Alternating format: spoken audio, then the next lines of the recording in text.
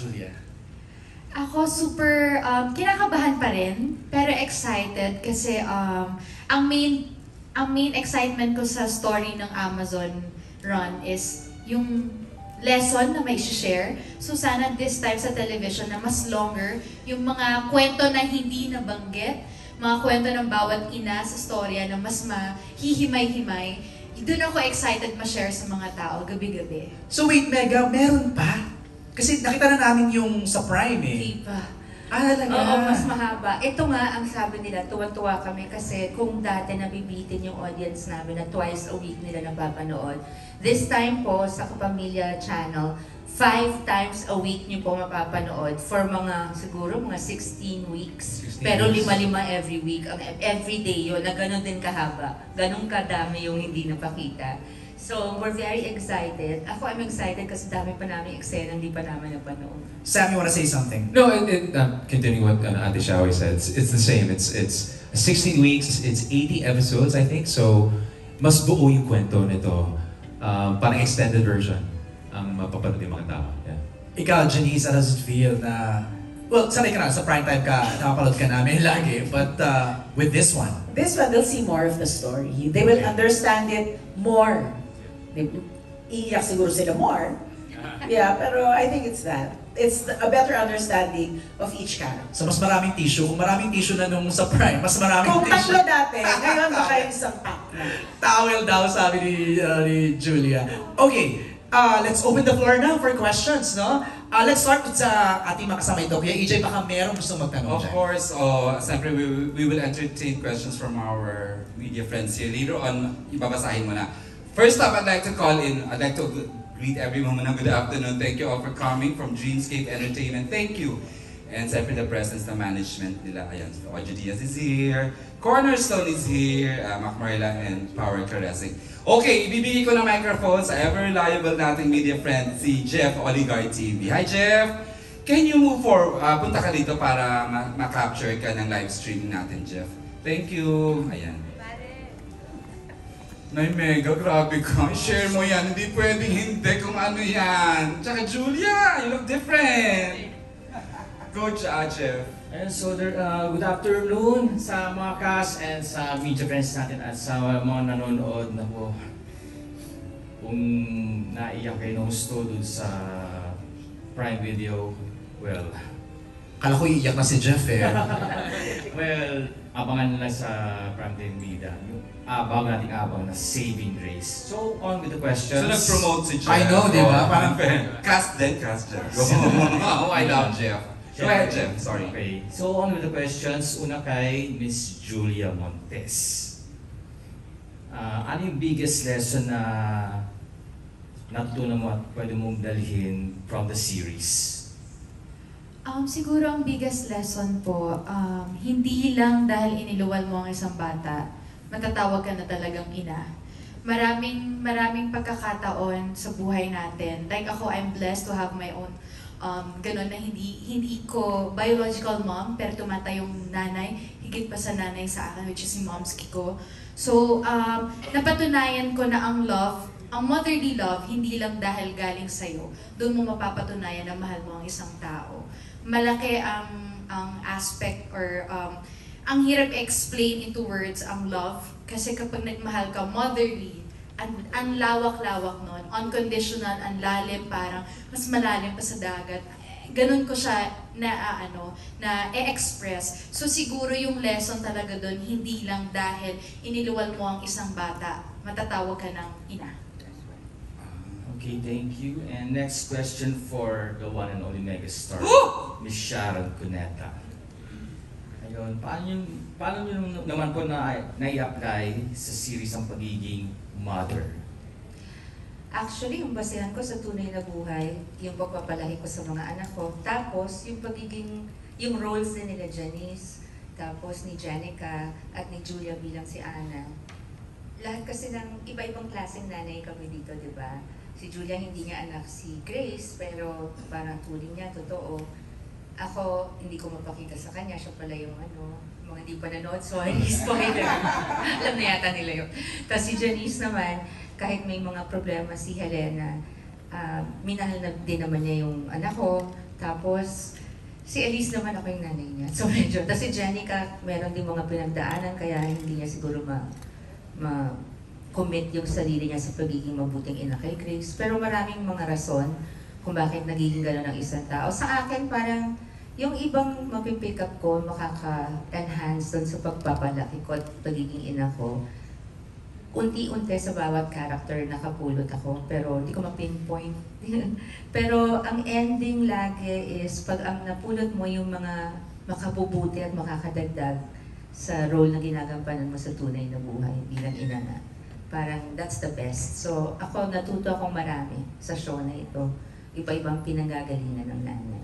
At nakita ng viewers, MJ, yung husay, meron ako nakausap, isang production staff, sabi niya, Kuya EJ, alam mo namang Sharon yan na ako. Pero when I got to work with her, all the more na naging super Sharonian siya.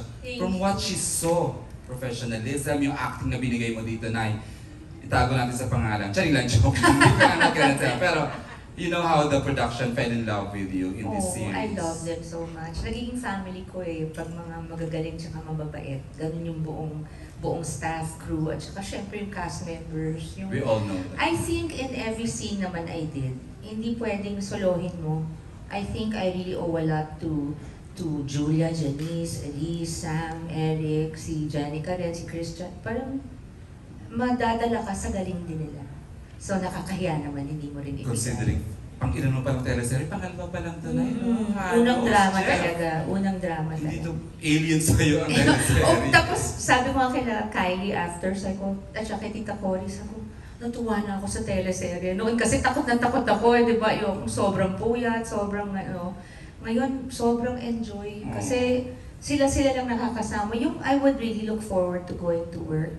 Lalo pag mga ka-eksena ko sila, yung girls, di ba? Ito yung mga boys. Pero pag girls kasi mas maraming bonding yan, di ba?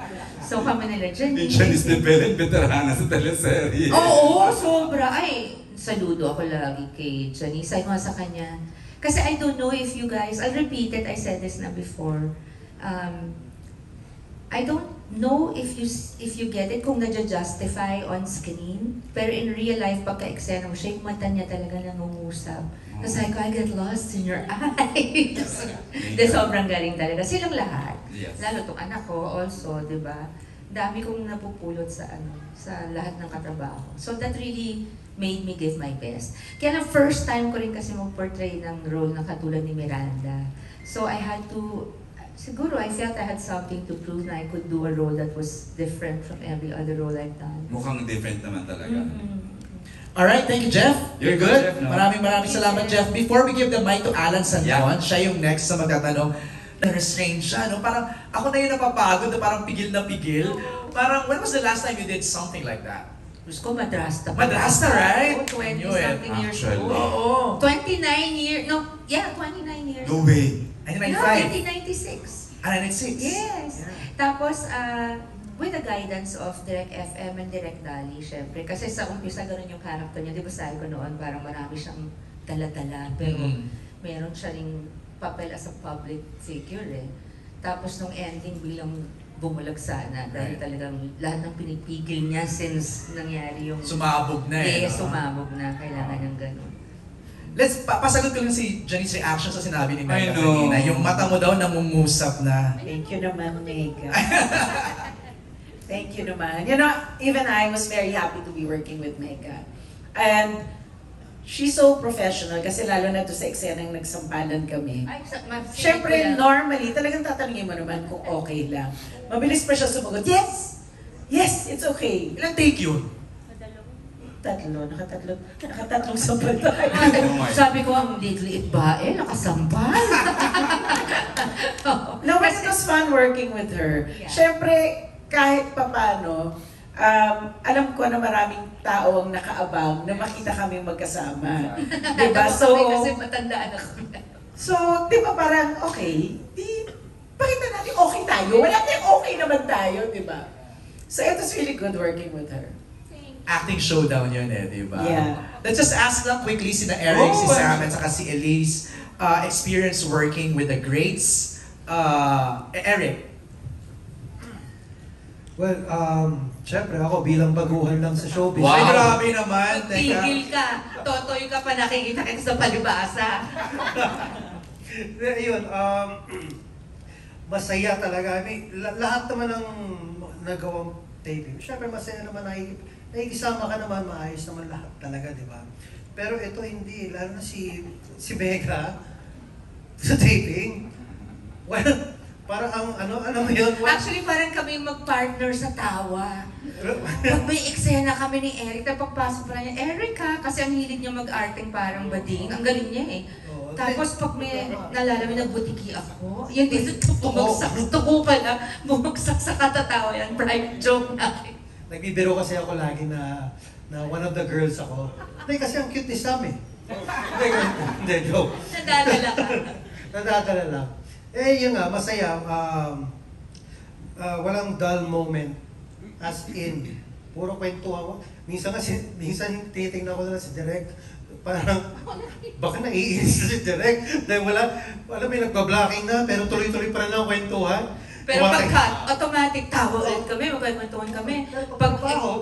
Pag action, seryoso na naman kami. Kasi drama yung mga sinushoot namin. Pero, yun parang rest lang yun, di ba? Para, Just to make it light. yes, di naman pwedeng dire-diretso, kundi Mabigat. mababaliw kaming lahat. oh. Tama naman. Sam?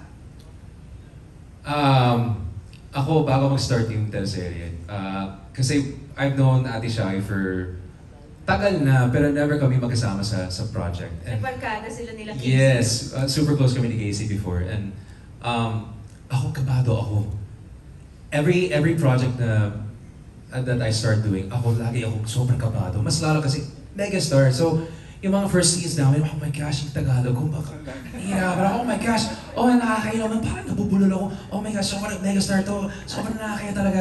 Tapos, yung patience ni Ate Shai, no, kaya mo yan, anak, okay lang, kaya mo yan, just breathe in, breathe out. Yung parang sobrang patient siya, yung parang, ang bait niya, sobra. Kasi yung first scenes namin, magkasama kami dun sa office. Yung balakang ko, di ba masakit? Oh my gosh, I felt naglalakad so bad. Parang paulit-ulit yung mga eksena. So I felt really bad. But grabe yung kabaitan ni Ate Shaway, who's so patient. And yun nga, actually, nakakamiss yung grupong to because it was such a joy doing this project. Not only because ang ganda ng kwento, but the cast. Super joy. Yeah, sobra. I mean, first time with Miss J and Elise and Kuya Eric and but si Jules, we've worked together before. So, but yeah, just meet the set. So just you look forward to going to work. Yeah. Thanks, Sam. Elise, ikaw naman. And because of her, I Go. No, wala.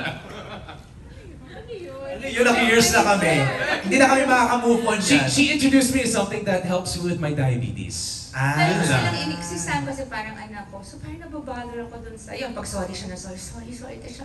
No, take as long as you need. Pero sabi ko, if I go through that, you also be patient with me ah. Kasi hindi naman laging A-game ka eh. Right. May araw na low bat ka kahit gusto mong Tapos, ayun, tapos iniisip ko siyang hirap nung lagay ni Sam.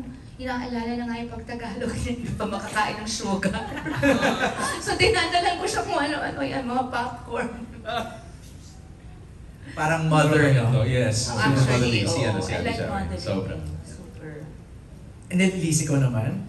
Well, for me, syempre, I wouldn't pass up the opportunity to work with yung mga pangarap ko po talaga makatrabaho. And all of them, really, some of them I've worked with already, si Miss J, but the others, first time working with them, kahit hindi pa sinasabi siguro, nung time na hindi pa sinasabi sa akin kung ano talaga yung character, sinabi pa lang kung sino yung makakasama.